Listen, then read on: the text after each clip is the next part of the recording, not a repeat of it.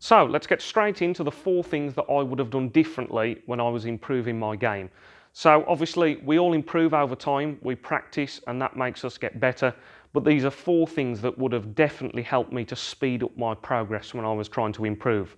So the first thing that was very, very important that I didn't pay enough attention to was the importance of cueing straight. So it's very easy to think that, well, all I've got to do is just push the cue through in a straight line and then that should pop the ball.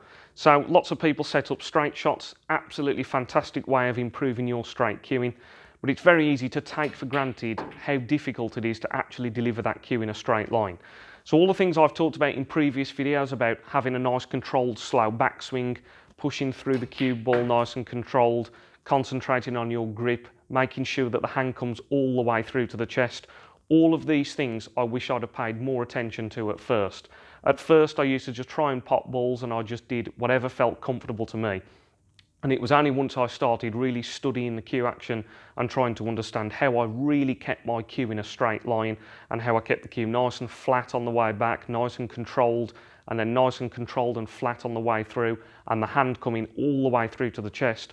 When I really started to break down and understand exactly what was happening with the cue, that's when my game really started to improve. I started to see much better results on the table. My potting accuracy went up, and that's when my break started to go up as well.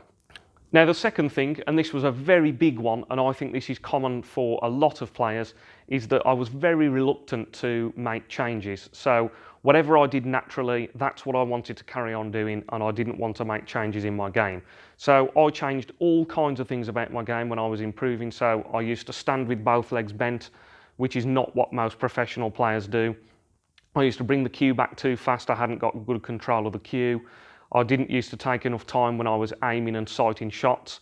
I used to play very, very quickly, so I would run around the table. I hadn't really got a good pre-shot routine.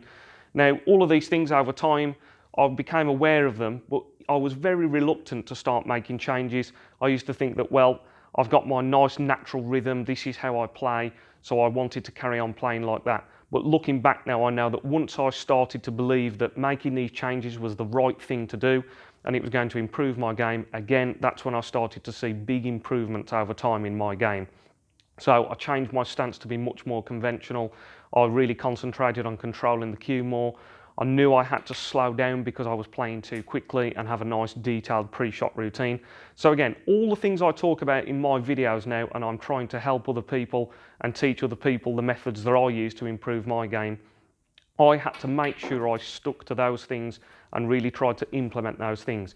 It's very, very common, and it's one of the biggest things that separated me from other players around me when I was improving, that players like to just stick to what feels comfortable. So if they stand in a certain way and that feels comfortable, players don't really like to change. So even if someone tells them to make a change, they don't want to do it because they like to stick with what feels comfortable. But what I started to do was to just copy what the professionals are doing, what are the best people in the world doing, stick to those changes, and that's when, again, when I really started to see improvements.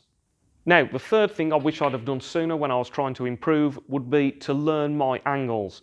So it's very common when players are first starting out that they like to leave shots nice and straight. So if I was playing this shot on the pink, you would try and leave your shot nice and straight.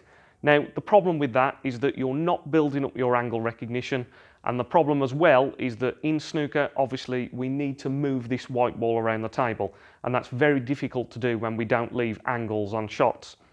So you'll always hear it on the TV when the players are playing around the black spot. Professional snooker players do not want to leave the white straight on the black.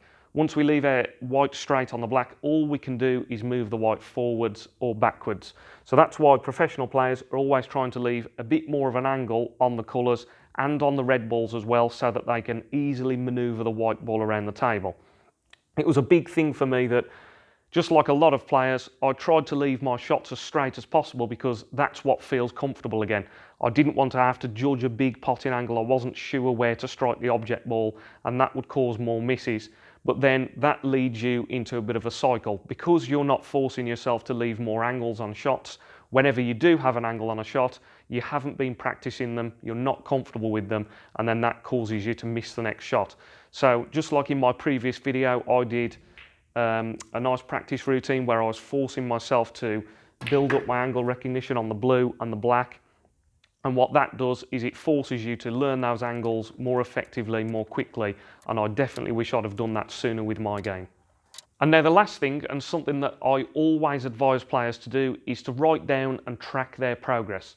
So it's very, very useful to write down exactly what you're doing in practice, whether it be playing a friend down your local club or whether you're practicing on your own. It's very, very important, I think, to record your results so you keep yourself motivated.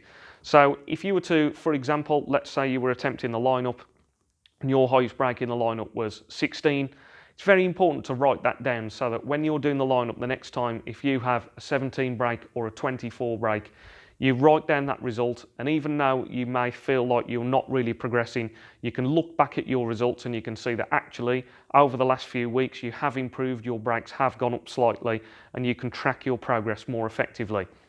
I try to do that on every exercise that I'm doing. So if I was attempting a colours clearance, so I'm trying to put yellow to black, I would again, if I'm starting out, I would track my progress, write down where you managed to get to. If you manage to get to the blue on your colours clearance, write it down, track that progress, and then you can try and beat that next time you play. You can try and get to the pink, and then eventually you'll get to be able to clear all of the colours from their spots. Another really important thing about this when you're tracking your progress is it means that you're always only competing against yourself. I think it's very easy to compare yourself to other people, to look around and think that that player is a better player than I am, looking at other people's results. But all you ever need to do is concentrate on your own progress, track your own results, and that's the only person you're trying to beat. You're trying to be a better version of yourself every time you play snooker. So that's why it's very, very important. Write down your results and just try and monitor having little new achievements all the time, and that's how you're going to keep on improving your game. So, as always, I hope everybody found this video useful. Please remember to like, comment and subscribe to the video if you enjoyed it. I do lots of instructional videos, lots of tutorial videos and lots of videos like this one, so if you enjoy what you see, please do consider subscribing. You can also offer a little bit of extra support to these videos on Patreon, so for anybody that wants to do that, the link for that is in the description below. If you're interested in any personal one-to-one coaching sessions, have a look at my website, www.bartonsnooker.co.uk. And as always, thanks for watching. Cheers.